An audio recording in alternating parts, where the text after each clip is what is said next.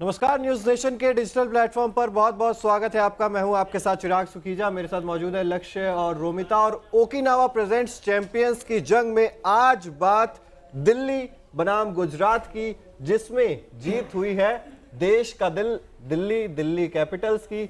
और रोमिता जी के चेहरे पे मुस्कान नजर आ रही है, लगता है वो लेकिन कल सपोर्ट तो गुजरात को किया था, गुजरात को कर रही थी। देखिए ये आंसू जो है वो खुशी के हैं लेकिन निकल नहीं रहे, बस हंसी आ रही है मुझे कि कैसे हो गया है, क्योंकि पहला मौका है जब दिल्ली ने गुजरात को हरा दिया है और अब मतलब समझ ही नहीं आ रहा कि क्या हो गया, मतलब क्या से क्या हो गए, ऐसा वाला कुछ हो गया। मुझे लग रहा है रोमिता को गुजरात का खेल देखकर हंसी आ रही है। जब आप 131 रन नहीं बना रहे हो, हार्दिक पांड्या कप्तान है, नॉट आउट रहते हैं, जिता नहीं पाते।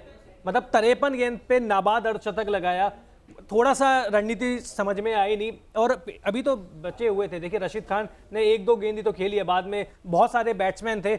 लेकिन दिल्ली के लिए अच्छी खबर यह है कि जब आईपीएल में ऐसे मुकाबले खेले जाते हैं, अब दिल्ली को क्या चाहिए, सारे मैचेस जीतने। अगर प्लेऑफ में जाना है, यहाँ से अब जीत रही है, वो बिल्कुल जीत रही है। और 14 अंकों के साथ वो कहते हैं कि क्वालिफाइंग सिनेरियो कभी कभी बन जाता है। और अब तो अगर सारे मैच जीत जाएंगे तो 16 पर भी पहुंच सकते हैं। तो ऐसे में दिल्ली की जो उम्मीदें हैं वो जिंदा है। ऐसे में दिल्ली वासियों बिल्कुल भी चिंता करने की आपको जरूरत नहीं है। गुजरात के पास चिंता करने की जरूरत है। क्यों? आज किस हिसाब से खेले आप ये देखिए ना।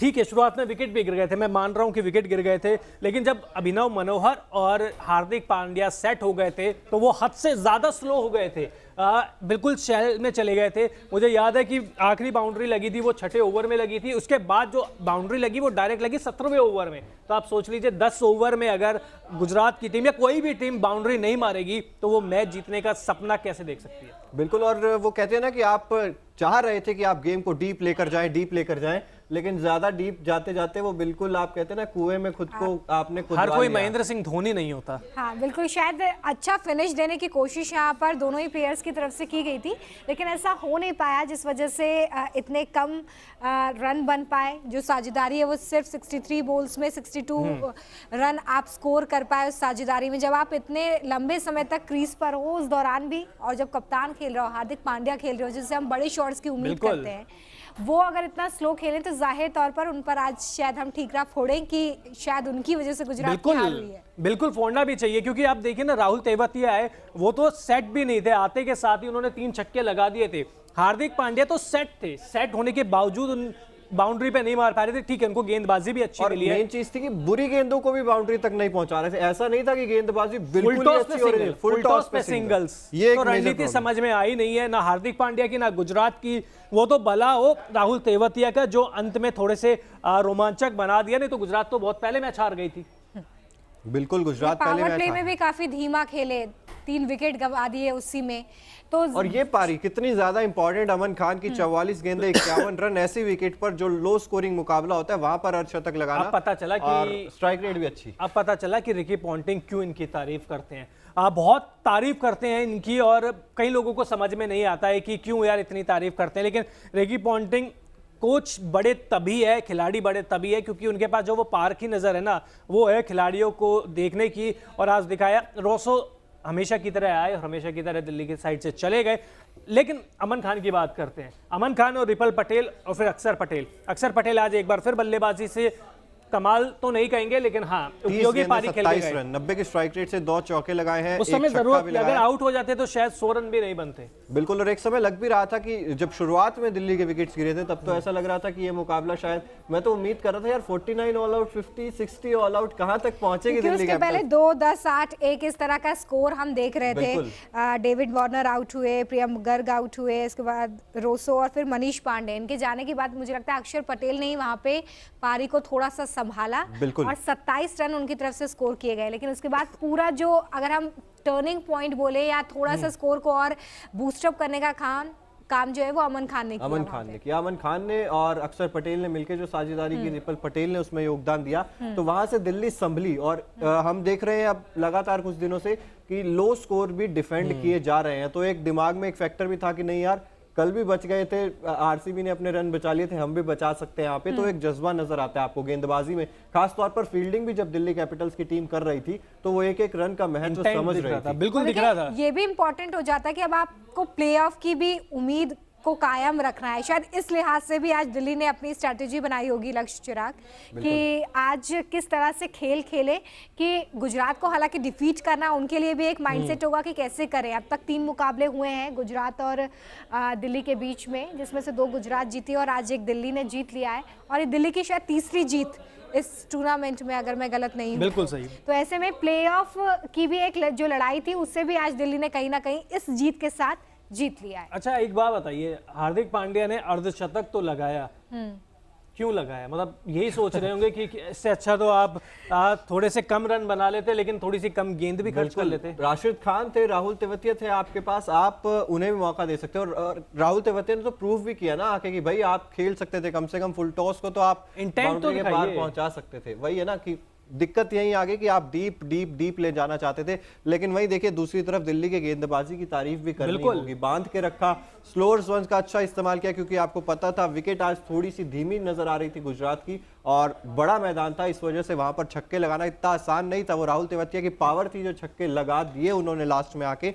लेकिन गेंदबाजी की तारीफ करनी होगी, गेंदबाजी बिल्कुल। खलील अहमद ने तो अच्छी गेंदबाजी करे, चोट के बाद वापसी कर रहे हैं। 4 ओवर में 24 रन देके 2 विकेट। लेकिन ईशांत शर्मा जो इस सीजन कर रहे हैं, देखिए राहुल तेवतिया की जो पारी खत्म हुई, खराब हुई मैं कहूंगा, 7 गेंद पे 20 रन 3 छक्के। ईशांत शर्मा के बारे में 3 लगातार नॉर्थ में यार, क्या मतलब एक समय उनके लिए कहा जाता था कि लिमिटेड ओवर के वो क्रिकेटर है ही नहीं, गेंदबाज है ही नहीं।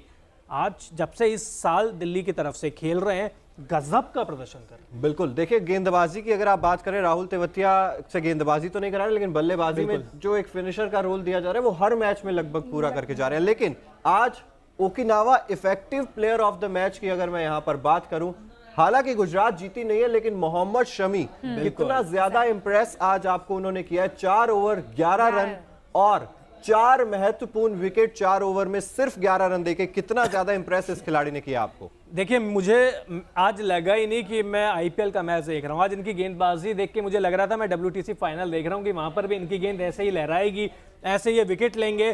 ट्रू जेंटलमैन, इतनी शानदार गेंदबाजी पूरे टूर्नामेंट में रही है। आप देखिए, ईशांत शर्मा को देख लीजिए, आप मोहम्मद शमी को देख लीजिए, प्रदर्शन इनका बेहद शानदार है। आज शायद प्रदर्शन जीत के साथ ऐसा और होता तो इनको भी ज्यादा खुशी होती है। अपने आईपीएल करियर का बेस्ट प्रदर्शन किया इन्होंने, तो मुझे लगता है कि शुरू में तो कुछ समझ में आया ही नहीं।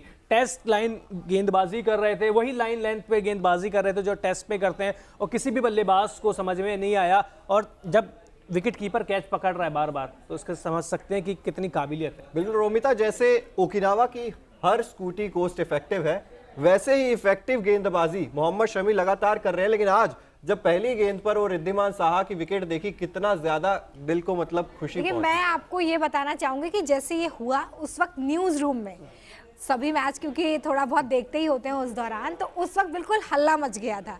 उसी वक्त मुझे पता भी चला कि ऐसा कुछ हुआ है। लेकिन अगर हम यहाँ पर 4 लोगों में ये समझ पा रहे हैं कि भाई इतना उत्साह है, ये हो गया है मैच में, तो आप समझ सकते हैं कि आज फैंस को देखकर कितनी खुशी हुई होगी इस मूवमेंट को। लेकिन जाहिर तौर पे देखना होगा कि आज जिस तरीके से मोहम्मद शमी ने परफॉर्म करके बताया, मुझे लगता है कि अगर गुजरात जीत जाती तो मैं ज़रूर ये बोलती कि मैचेस सिर्फ बैट से नहीं जीते जाते हैं, बॉल से भी जीते जाते हैं। कुछ दिनों से तो बॉल से ही जीते जा रहे हैं। बॉल से जीते जा रहे हैं। और आप ये देखिए कि आउट किस किस को किया है। फिल सॉल्ट को किया है, डेविड वार्नर को किया है, रोसो को किया है, जो तीनों की तीनों तेज गेंदबाजी खेलने के एक्सपर्ट माने जाते हैं। साउथ अफ्रीका, इंग्लैंड, ऑस्ट्रेलिया, तीनों वहां की ऐसी कंडीशन यहाँ पे तेज गेंदबाजी की मददगार होती है। और बचपन से तेज गेंदबाजी खेलते आए और उनको बीट करके, मतलब कुछ लगता है कि बैट लेके आए नहीं थे। और पहली गेंद से वो धार नजर आ रही थी। मोहम्मद शमी की गेंदबाजी जब आप देख रहे थे तो आपको पता था कि यहाँ पर अगर अच्छी लाइन और लेंथ पर गेंदबाजी की, और 4 ओवर बड़ी जल्दी इनसे खत्म करवा दिए थे कप्तान ने कि आप जितने विकेट्स ले सकते हैं लीजिए, और वो 4 विकेट उन्होंने लेकर भी दिखाए थे। ये वो पारी हार्दिक पांड्या की मैच विनिंग या मैच लूजिंग, किस साइड आप इसे रखेंगे? मत दिखाओ, मैं कह रहा हूं मत दिखाओ। कुछ इन रनों का कोई फायदा नहीं है जब आप अपनी टीम को जिता नहीं सकते हैं। 53 गेंद खेल के आप 59 रन बना रहे हैं। आप अपनी टीम को खुद कह रहे हैं कि जा हार की तरफ बढ़ जा आगे। बिल्कुल, और डीप ले जाने के चक्कर में ये जो है गुजरात टाइटंस की आज हार हुई। और वो जो कहते हैं ना कि चेस करने में गुजरात माहिर है, चेस करने में, और इतने कम रन अगर आप चेस नहीं कर पा रहे हैं तो फिर इसका जो श्रेय है या कहें कि जो नेगेटिव पॉइंट्स जा रहे हैं वो इन्हीं के खाते में ही जाने तो चाहिए। देखिए, और ऐसा भी नहीं है कि कोई ऐसी टीम है जो इस तरह के स्कोर को चेस नहीं कर सकती है। आप आईपीएल के चैंपियन रह चुके हैं, आप इस सीजन में भी अच्छा परफॉर्म कर रहे हैं, पॉइंट टेबल में सामने भी 130 रन है केवल। हाँ, और स्कोर भी इतना छोटा है, लेकिन उस लिहाज से आज जो गुजरात का खेल रहा है उससे मुझे लगता है कि हर गुजरात का फैन जो है वो आज सेटिस्फाई नहीं होगा, और शायद हम जिस पर ठीकरा फोड़ रहे हैं वही होगा, क्योंकि हार्दिक पांड्या ऑलमोस्ट अगर वो है क्रीज पे, वो मैच जिताने के लिए खेल रहे हैं, तो फिर उनकी पारी ऐसी होनी चाहिए कि वो जिताऊ पारी खेलें। लेकिन आज शायद टिक कर खेलने में, संभल कर खेलने में, और शायद ये सोच थी कि मैच को आखिर तक ले जाएंगे और वो फिनिशर के तौर पर शायद स्टैब्लिश हो इस मैच में, ये रणनीति रही होगी जिस वजह से गुजरात को हार का सामना आज करना पड़ा है। हालांकि उन्होंने अर्धशतक जरूर लगाया है, लेकिन काम नहीं आया है।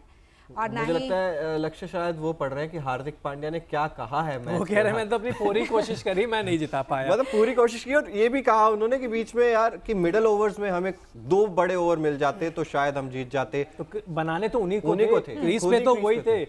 और देखिए, आप कुछ भी कह लीजिए, हार्दिक पांड्या ने आज इंटेंट दिखाई नहीं।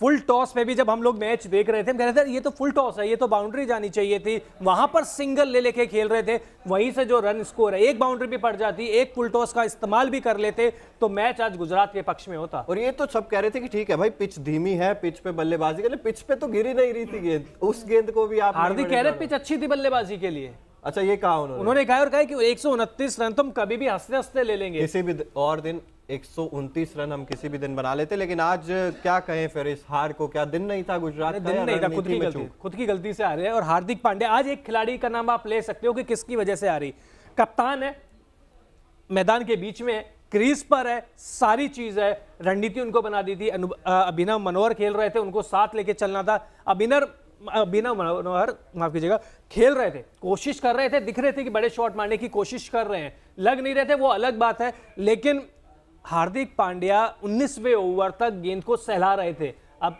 सहलाते रह जाइए। बिल्कुल, और वो सहलाते ही रह गए। अगर बात करें यहाँ पर रिपल पटेल की, जिस तरीके से हम कह रहे थे अंत में आकर इन्होंने कुछ रन बटोरे, दिल्ली कैपिटल्स के लिए 13 गेंदे 23 रन बनाए 176 की स्ट्राइक रेट से। और ये वो कुछ पारियां थी जो अंत में 3 पारियां छोटी लेकिन उपयोगी पारियां थी, जिसकी वजह से दिल्ली कैपिटल्स 130 तक पहुंचा और वहां से उस स्कोर को उन्होंने डिफेंड कर लिया। फिल सॉल्ट पिछले मैच में बहुत अच्छा खेल रहे थे, इस मैच में बट उससे पहले 2 बार डक पे आउट हो गए थे, आज एक बार फिर डक पे आउट हो गए हैं। तो ये बनाएंगे तो मतलब 70-80 बनाएंगे, नहीं तो खाता भी नहीं खोलेंगे। और मिचेल मार्श का भी आप देख लीजिए, शादी के लिए भी छुट्टी चाहिए, बीमार भी हो गए हैं, तो दिल्ली तो ये बार बार सोच रही होगी हमने लिया क्यों, क्योंकि पिछले मैच में आप देखिए 4 विकेट भी लिए, अर्धशतक भी लगाया। तो इतना बड़ा खिलाड़ी जो आपको बल्ले और गेंद दोनों से परफॉर्म करके देता है, वो बाहर हो जाए तो देखा टीम का कॉम्बिनेशन तो बिगड़ता है। बिल्कुल। और अगर यहाँ पर बात करें Okinawa colourful movement of the match, क्योंकि ओकिनावा भीड़ में भी आपको अलग से कलरफुल तरीके से दिखाता है, तो वहां पर अगर मैच में कलरफुल मूवमेंट पर भी नजर डालें तो काफी सारे कलरफुल मूवमेंट्स हैं। उसमें से एक ये मोहित शर्मा जब विकेट लिया था, एक ये मोहम्मद शमी जो इफेक्टिव प्लेयर